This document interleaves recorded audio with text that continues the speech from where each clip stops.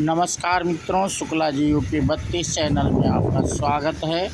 और मित्रों, आज इस वीडियो में हम बात करेंगे राजा शिवी चक्रवर्ती की कथा के बारे में। मित्रों, तो जो लोग पहली बार चैनल को देख रहे हैं वो लाइक एवं कमेंट अवश्य करें मित्रों, और सब्सक्राइब कर लें जिससे ऐसे धार्मिक वीडियो आप लोगों को मिल सकें। और जो लोग पहले से जुड़े हुए हैं वो भी लाइक एवं कमेंट करें। तो हम मित्रों बिना देरी के अपना वीडियो शुरू करते हैं। बहुत समय पहले की बात है, उसी नगर नाम के एक राज्य में एक राजा राज किया करते थे।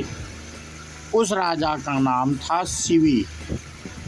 वह एक चक्रवर्ती सम्राट थे और अपनी महानता और दयालुता के कारण प्रसिद्ध थे। उनकी दया के बारे में ऐसा कहा जाता था कि उसके दरबार से कोई भी खाली हाथ नहीं लौटता था। वह हर किसी की मदद करने के लिए हमेशा तैयार रहते, भले ही उनके लिए किसी भी तरह का बलिदान क्यों ना देना पड़े। यही कारण था कि उनकी दयालुता के चर्चे पृथ्वी लोक से आगे बढ़कर स्वर्ग तक भी पहुंच गए। जब इस समय का पता देवों के राजा इंद्रदेव को चला तो उन्होंने मन बनाया कि वह राजा शिवी की परीक्षा स्वयं लेंगे और सुनिश्चित करेंगे कि क्या वाकई में राजा शिवी इतने ही दयालु हैं या यह उनका महज एक ढोंग है।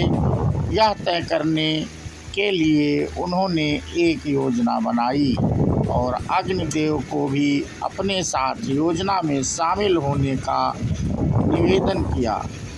राजा इंद्र की बात पर अग्निदेव भी राजा शिवी की परीक्षा लेने के लिए तैयार हो गए। फिर क्या था, राजा इंद्र ने एक बाज का रूप धारण किया और अग्निदेव ने एक कबूतर का। दोनों राजा शिवी के दरबार की ओर चल दिए। अग्निदेव कबूतर के रूप में आगे गए और इंद्र बाज के रूप में इस प्रकार उनके पीछे चले कि मानो एक बाज कबूतर का शिकार करने के लिए उसके पीछे उड़ रहा हो। थोड़ी ही देर में अग्निदेव कबूतर के रूप में राजा शिवी के दरबार में पहुँचे और राजा शिवी की जांघ पर बैठ गए। उन्होंने राजा से कहा कि एक बाज उनका शिकार करने के लिए पीछे आ रहा है, वह उसकी जान बचा लें। कबूतर की यह बात सुनकर राजा ने बिल्कुल भी चिंता ना करो, मेरे होते हुए वह बाज तुम्हारा कुछ भी नहीं बिगाड़ पाएगा। मैं तुम्हारी रक्षा करने का वचन देता हूँ।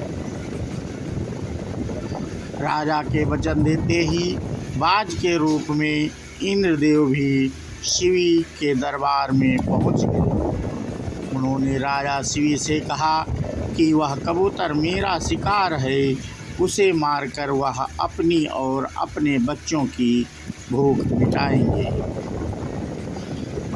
बाज की बात सुनकर राजा ने कहा, मैंने इस कबूतर को वचन दिया है कि मैं इसके प्राणों की रक्षा करूंगा, इसलिए मैं इसे तुम्हें नहीं दे सकता।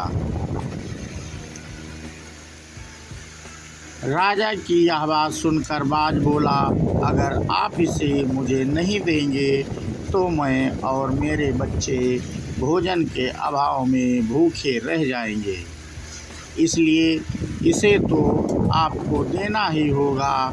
बाज की यह बात सुन राजा शिवी थोड़ी देर सोच में पड़ गए और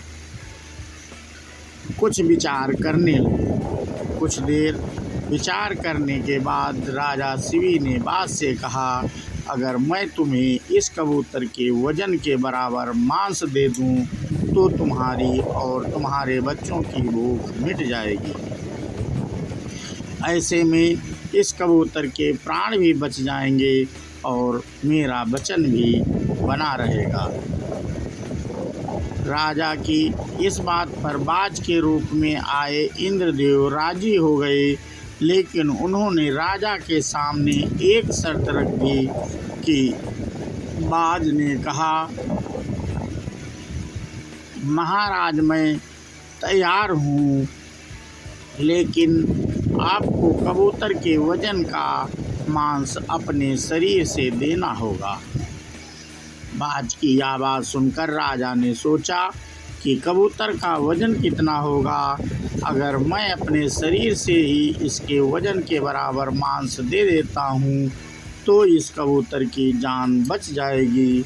यह सोचकर राजा ने अपने एक दरबारी को एक तराजू लाने का आदेश दिया।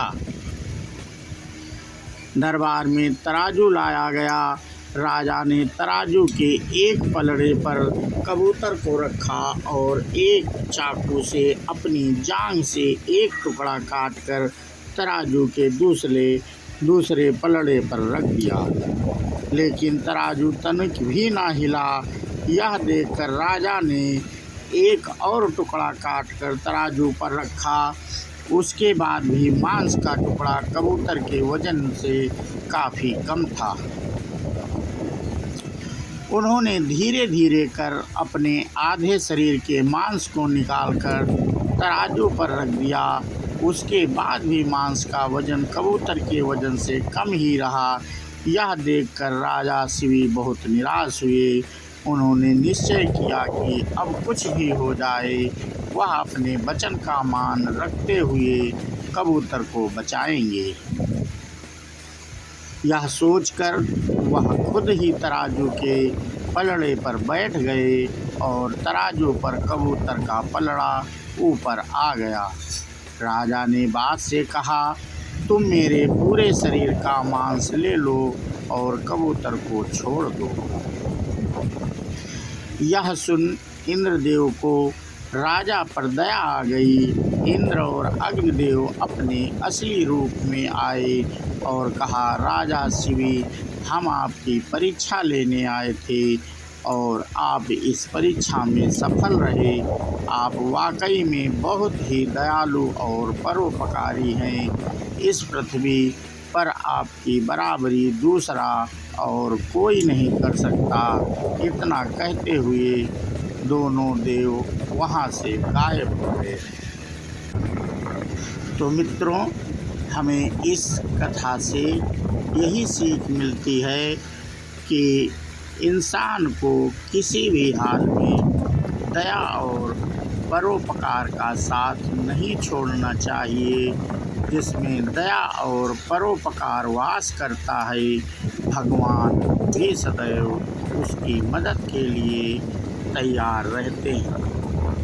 तो मित्रों, जो लोग इस वीडियो को पहली बार देख रहे थे वो चैनल को सब्सक्राइब कर लें, बेल आइकन दबा दें और जिससे आपको हमारे ऐसे ही धार्मिक वीडियो का नोटिफिकेशन मिल सके। और जो लोग पहले से चैनल को सब्सक्राइब कर चुके हैं मित्रों को लाइक एवं कमेंट तथा शेयर भी अपने मित्रों को कर दिया करें। इससे ऐसे ज्ञानवर्धक वीडियो उनके पास भी पहुंच सकेंगे। और इसी के साथ मित्रों, आज हम फिर एक कड़ी भक्ति की तरफ बढ़े इस वीडियो के माध्यम से। और वीडियो अपना समाप्त करते हुए एक श्री कृष्ण भगवान का जयकारा लगाएंगे। और बोलो श्री कृष्ण भगवान की जय हो। राधे राधे। जय हिंद, जय भारत, वंदे मातरम।